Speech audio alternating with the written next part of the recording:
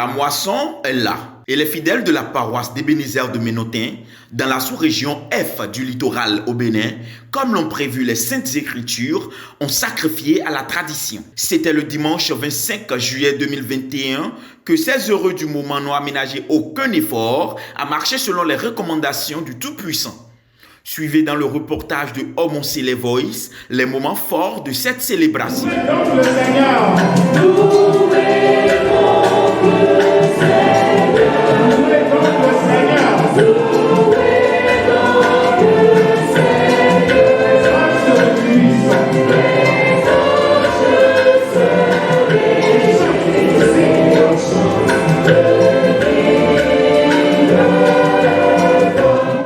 Nous sommes venus t'apporter des offrandes à titre de reconnaissance de tout ce que tu as déjà fait pour nous. C'est-à-dire, Seigneur, accepter au Dieu Père Tout-Puissant et nous rendre au centuple la moisson, Seigneur, que nous sommes en train de célébrer. Dieu Père Tout-Puissant, que ton Esprit Saint descende parmi nous. Amen. Que, Seigneur, ton Esprit Saint, ô Dieu Père Tout-Puissant, descende sur tous ceux qui sont encore en retard.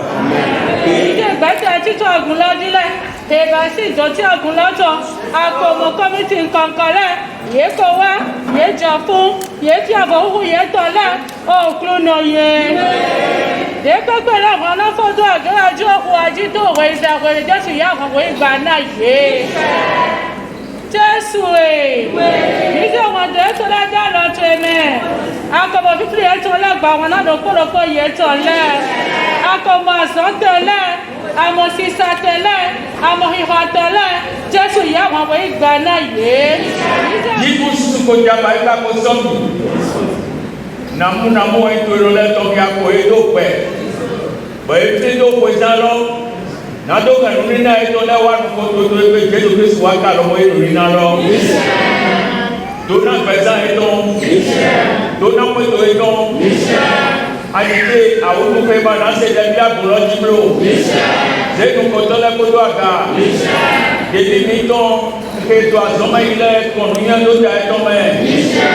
Eso ni we ma bo ma ti do azole wa ma so le bona ye. Gbẹgbẹgbẹ ke bẹ̀rẹ̀ tó di ní tó àkùlọ́ mẹ́tò ìdílé ní fi ètò mẹ́tò yẹ gbọdọ̀ àlọ́ ètò ti jẹ̀nu lọ́wọ́. Bísí àyíká bẹ̀rẹ̀ tó lọ́dọ̀ kòtò èyí tó mọ yọ́n tó fi máa sọ̀gá mọ́ bẹ̀. Jíkù dàgbẹ́ ní jàdó sá ẹ̀tọ́ mẹ́.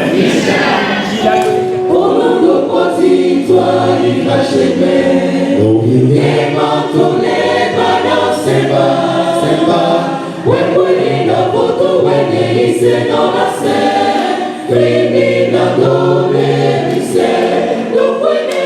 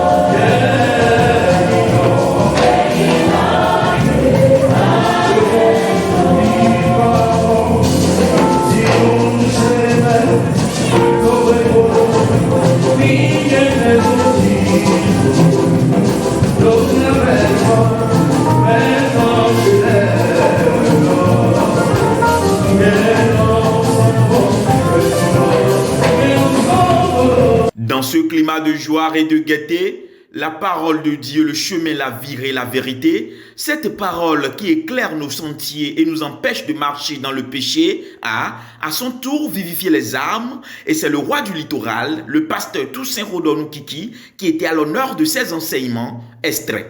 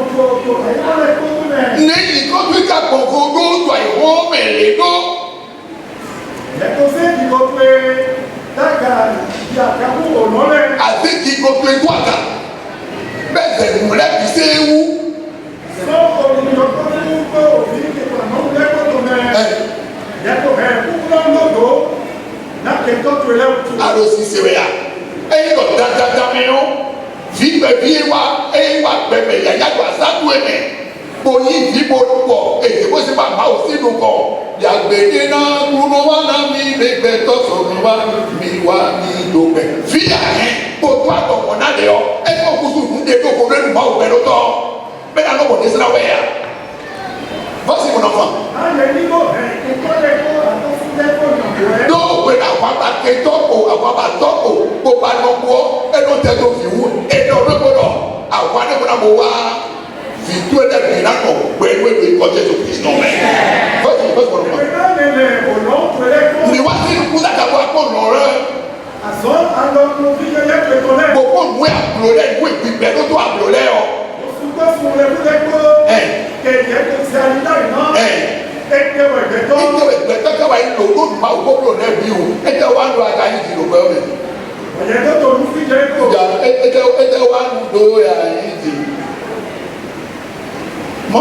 Pièces de rechange.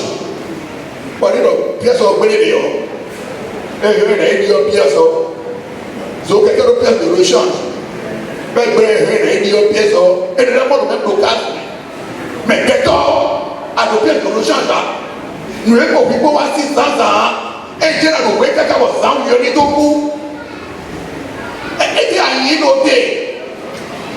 Et il y a une tia. Et tu as un béton pour pas donner un manisson pour pas donner des nuits adonai moi béano adonai moi et pas dire non petit oui non petit pas oui adanga non petit car tu n'as pas côté non pas oui côté de Christ non mais après ma tante petit ya alors il et wa le bloé anato ya guider anamba guider mais oh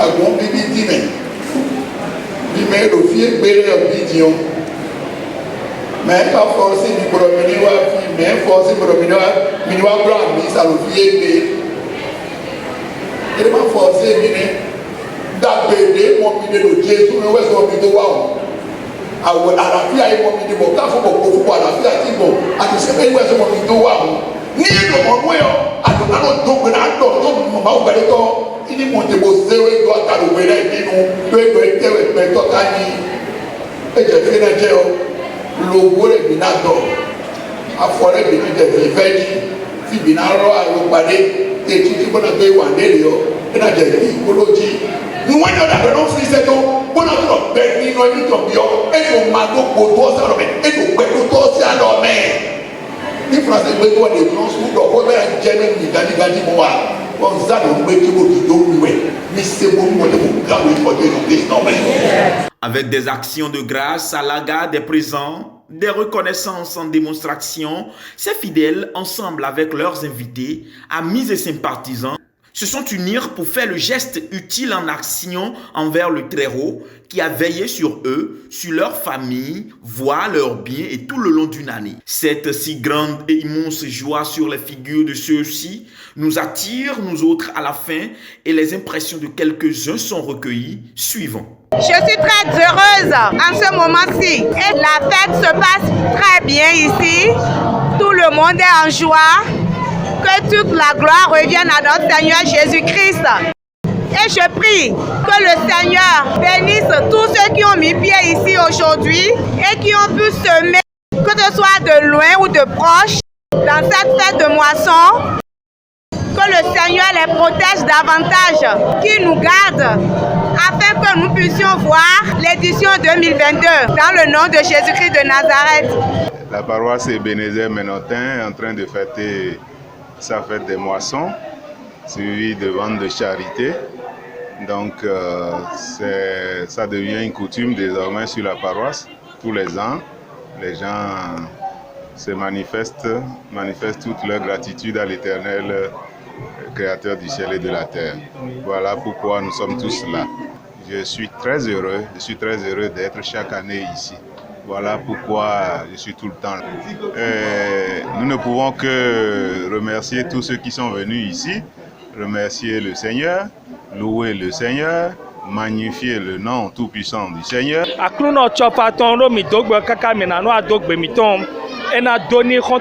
Novi de miyo ale men gbigbo no me mai gbigbo we no avodu no anya nde bunu anya bola bo gbedo ni novi che de do kosimele me no yo mi de lero hallelujah hallelujah ndo gben ye bipi do me bipi ni kudo afo bo kudo wan ni nozo. Honorer la fête des moissons annuelles comme l'a prescrit le Créateur en chef l'amène à nous renouveler notre souffle de vie et la bénir encore plus.